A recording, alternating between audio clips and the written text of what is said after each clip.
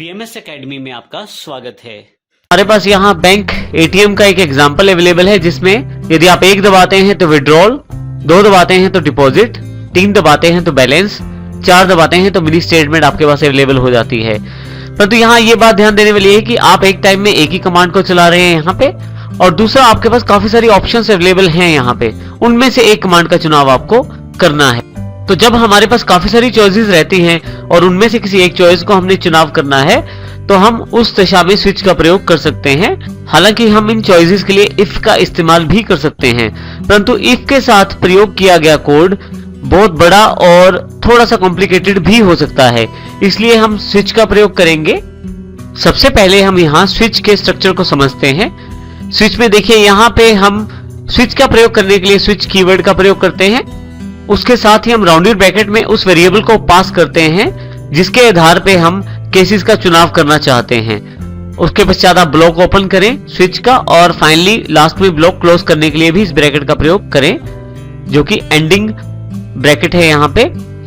यदि आप बीच में स्विच के ध्यान दें तो हमने काफी सारे केसेस डिफाइन किए हैं। यहाँ पे मैंने 4 केसेस डिफाइन किए हैं। इन सब केसेस में एक बात कॉमन है, सब में लास्ट में ब्रेक दिया गया है। अब यहाँ पे सबसे पहले केस 1 की बात करते हैं। यदि आपका पास किया हुआ वेरिएबल जो स्विच में हमने ऊपर पास किया है, यदि उस वेरिएबल की वैल्यू 1 आती है तो सबसे पहला केस एक्सेप्ट कर लिया जाएगा। अर्थात यदि उस वेरिएबल में वैल्यू 1 है तो पहला केस, यदि उस वेरिएबल में वैल्यू 2 है तो दूसरा, वेरिएबल में वैल्यू 3 है तो तीसरा, और इसी तरह से वेरिएबल में यदि 4 वैल्यू आ जाती है तो चौथा केस सिलेक्ट किया जाता है। जैसे कि हमने पहले बताया, हर एक में ब्रेक लगाया गया है सबसे लास्ट में। उसका कारण ये है, जब आपका पहला केस एग्जीक्यूट हो तो उसके पश्चात बाकी केसेस एग्जीक्यूट ना हो, इसके लिए हम यहाँ पे ब्रेक लगा देते हैं, जिससे हमारा प्रोग्राम जो है स्विच से बाहर आ जाएगा। अर्थात सिर्फ पहला केस ही एग्जीक्यूट होगा। मान लीजिए हमारी वेरिएबल की वैल्यू 2 है तो दूसरा केस एग्जीक्यूट होगा, और जब दूसरा केस एग्जीक्यूट होगा तो वहां पे ब्रेक मिलने के कारण दूसरे केस से बाहर आ जाएगा, स्विच से भी बाहर आ जाएगा, जिससे तीसरा और चौथा केस एग्जीक्यूट नहीं होगा। इस कारण हम यहाँ पे ब्रेक का प्रयोग करते हैं।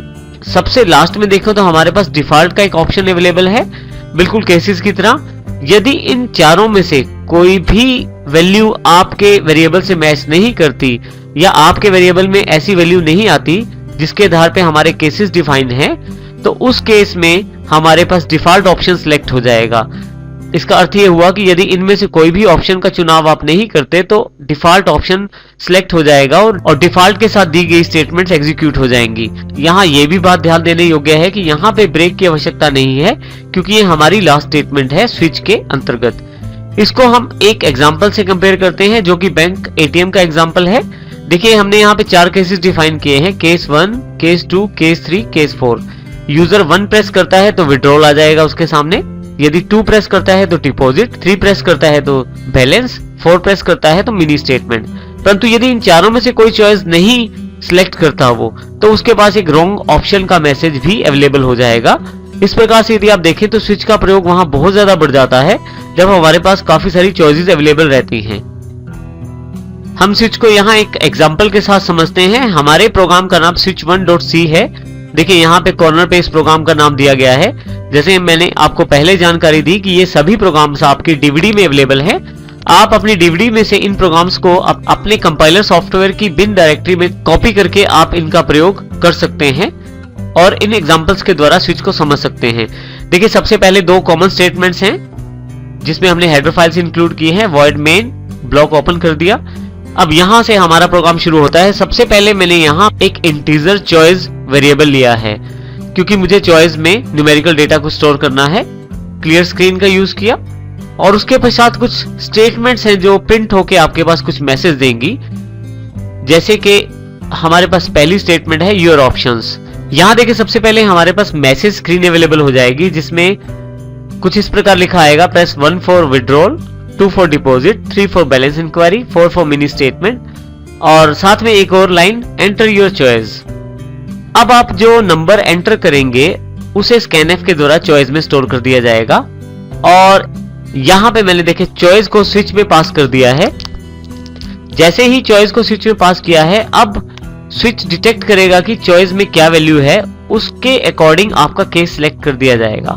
मान लीजिए हमने एक सिलेक्ट किया है या एक एंटर किया है तो चॉइस में एक होगा और पहला केस सिलेक्ट हो जाएगा। अगर आपने 2 दिया है तो दूसरा, इस तरह से तीसरा या चौथा। जो केस आपने दिया है चॉइस की वैल्यू के अकॉर्डिंग स्विच उसको सिलेक्ट कर लेगा। यहाँ पे एक बात और महत्वपूर्ण है, यदि आप देखें तो केस 1 में यदि आप देखें तो यहाँ पे एक मैसेज डिस्प्ले करवा दिया गया है, now you can withdrawal your money, उसके पश्चात ब्रेक। इसी तरह से case 2, now you can deposit your money, break. तो हर एक केस के एंड में हम एक ब्रेक स्टेटमेंट दे देते हैं, जिससे कि हमारा केस यहाँ पे खत्म हो जाता है और जो हमारा प्रोग्राम होता है वो स्विच से बाहर आ जाता है, जिससे अगला केस एग्जीक्यूट नहीं होता है। यदि आप ब्रेक नहीं लगाते तो आपके पास केस 1 के बाद केस 2, केस 2 के बाद केस 3, केस 3 के बाद केस 4, जब तक उसे ब्रेक नहीं मिलेगा वो सभी केसेस को एग्जीक्यूट कर देगा।